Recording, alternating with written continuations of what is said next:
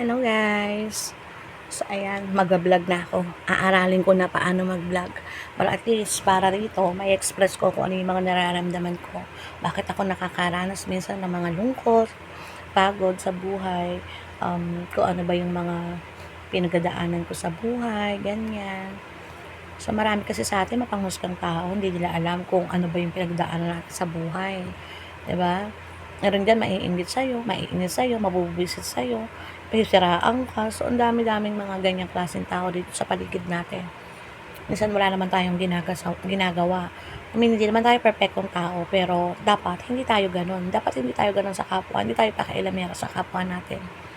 Kung umuunlad man yung kapitbahay natin, kamag-anak natin o kaibigan natin, ikasiya natin 'yon. Hindi tayo dapat manira, makaramdam ng inis o inggit sa kanila. Ipagpasalamat natin sa Diyos na umuunlad siya at ikaw patuloy kang manalangin para umunlad din ang buhay mo, para hindi ka laging naiinggit sa kapwa mo. Yun lang po, salamat.